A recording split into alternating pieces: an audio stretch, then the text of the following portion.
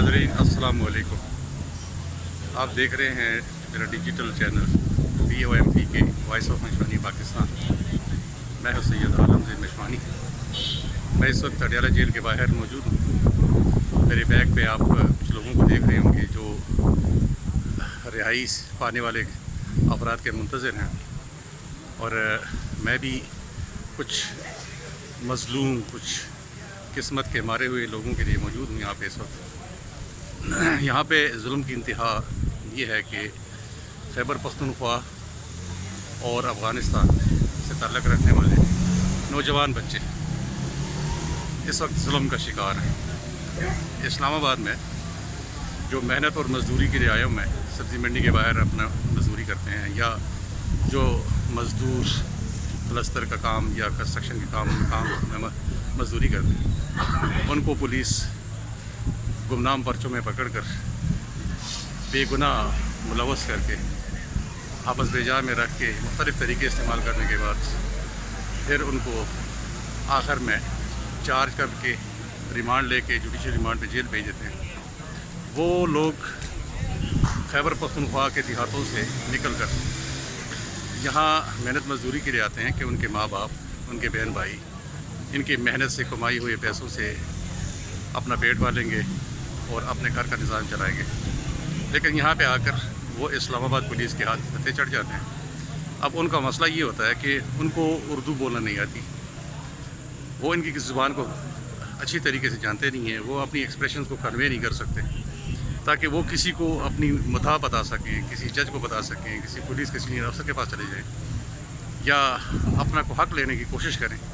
वो खामोशी से उनकी बातें सुनते हैं, उनको जहाँ जहाँ दिल करता है वहाँ पे फ़िक्स कर देते हैं, और फिक्स करने के बाद फिर जुडिशल पे कर भेज देते हैं। जब जुडिशल कर देते हैं तो उसके बाद ना उनको रिहाई मिलती है, ना उनको कोई बात सुनता है कोई, ना उनकी ज़मानत होती है, क्योंकि उनके यहाँ पे मकामी बंदे भी नहीं होते, यहाँ पे उनकी ज़मीनें नहीं होती, यहाँ पे कुछ जायदाद नहीं होती, कोई प्लाट नहीं होता, कोई घर नहीं होता, ताकि वो अपनी विरासत या कुछ चीज़ शो करके यहाँ पे मकामी किसी बंदे को ज़ामिन बना के अपनी रिहाई की कोशिश करें। तो वो फिर जेलों में बंद पड़े रहते हैं। अगर बार बार जाने के बाद, अदालतों में पेश होने के बाद अगर किस्मत से किसी की रिहाई हो जाए तो उनके नसीब हैं, अदरवाइज़ वो 6-6 महीने, 1-1 साल, 2-2 साल तक पड़े रहते हैं। ऐसे ही कुछ लोग जिनका मैं नाम सी गैराज में रखता हूँ, खैबर पख्तूनख्वा से ताल्लुक़ रखने वाले लोग, जो हमारे कौम कबीले या वास्ते से ताल्लुक़ था उनका, तो उनको भी ऐसे ही गिरफ़्तार किया गया। उमक और थाना से आला के पुलिस ऑफिसर्स ने, और सब इंस्पेक्टर उसमें मुलव्वस है, उसमें कोई उसके साथ जो टीम में मुलव्वस है। 8 दिन आपस बेजा में रखा। 8 दिन के बाद खैर खबर हुई उसकी, जब पूछा गया तो 1 आध दिन का रिमांड लेके फिर झूठे पर्चों में डाल के किसी ने डिस्चार्ज करा दिया, किसी ने चार्ज हो गए, जुडिशल रिमांड पे जेल ले गए। फिर जब पता चला कि वो तो जुडिशल हो गए, बड़ी कोशिश करके वो 4-5 बच्चे जो मजदूरी के लिए आए थे, उनकी 18 साल उम्र, कोई नाबालिग थे, कोई 22 साल का है, उन सब को चार्ज किया हुआ था, और उनको ख़बर भी नहीं है कि भी ये जो जिन चीज़ों में हमें चार्ज किया गया ये क्या चीज़ है। बड़ी मुश्किल से फिर हमने उनकी ज़मानत करवाई। ज़मानत करने के बाद फिर मजल के अरेंज किए, क्योंकि यहाँ पे इस्लामाबाद में जब आप मकामी नहीं होते, आपके शनाख्ती कार्ड इस्लामाबाद का नहीं होता, आपके नाम पर कोई चीज़ नहीं होती, तो आप किसी के मचल के भी जमा नहीं करा सकते और आप उसकी ज़मानत भी नहीं करा सकते। तो बड़ी मुश्किल से हमने अरेंज किया, वो 6-7 बच्चों को मैनेज किया। मैनेज करने के बाद अभी आखिरी बच्चे जो हैं वो अभी आज रिहाई के लिए हम इंतज़ार में खड़े हैं, ताकि उनको हम रिसीव करके तो अपने मंजिल मकसूद तक पहुँचाएँ। ये जुल्म से तम अल्लाह की लाठी बड़ी बेआवाज़ है। आज अगर मुझे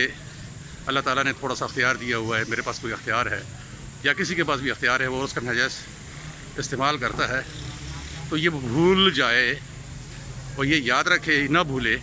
कि अल्लाह की लाठी बड़ी बेआवाज़ है, बुरा पूछने वाला भी है। लेकिन हम इंसान हैं, हमारा भी ताल्लुक़ किसी इलाके से है, हम भी किसी के रिश्तेदार हैं, किसी के अजीज़ हैं।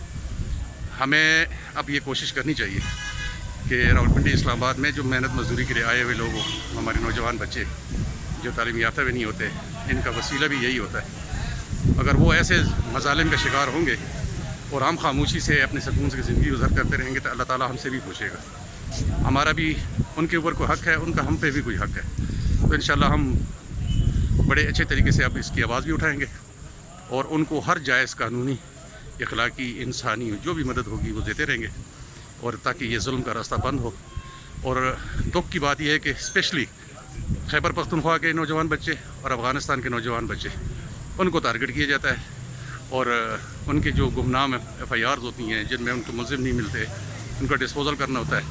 اس میں ان کو فکس کر کے تو جیلوں میں پھینک دیتے ہیں، اور وہ بیچارے قسم پرسی کی زندگی گزار رہے ہوتے ہیں، وہ خوار ہوتے ہیں، ان کے پیچھے رشتہ دار خوار ہوتے ہیں، بہن بھائی خوار ہوتے ہیں، ان کے پاس بجائے اس کے کہ وہ مزدوری کر کے ان کا رزق کا وسیلہ بنے، وہ پھر اپنی جمع پونجی بیچ کے، جانور بیچ کے، جائیدادیں بیچ کے، قرض لے کے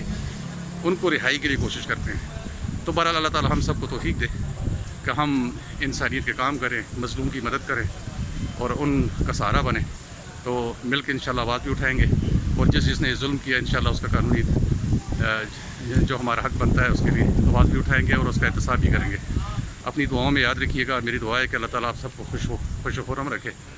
اور خدا کبھی کسی کا محتاج نہ کرے، ظالم کی شر سے محفوظ رکھے، اور ایسے ظالم جو اداروں میں بھی موجود ہیں، جن کو میں کالی بھیڑے ہی کہہ سکتا ہوں، کہ جو اداروں کا نام بدنام کر کے اپنی چاہت، اپنی خواہش کے لیے غریب گھروں کو تباہ کرتے ہیں، مظلوم بچوں کو، کمسن بچوں کو خوار کرتے ہیں، جیلوں کے رستے دکھاتے ہیں، اور قیدوں میں رکھ کے، تھانوں میں رکھ کے، قید خانوں میں رکھ کے یا بچائے میں رکھ کے ان کی زندگیاں برباد کرتے ہیں۔ اللہ تعالیٰ ان کو نصیحت دے، اپنی دعاؤں میں یاد رکھیے گا، میری دعائیں آپ کے ساتھ ہیں، ہمیں اپنی دعاؤں میں یاد رکھیں۔ اللہ حافظ۔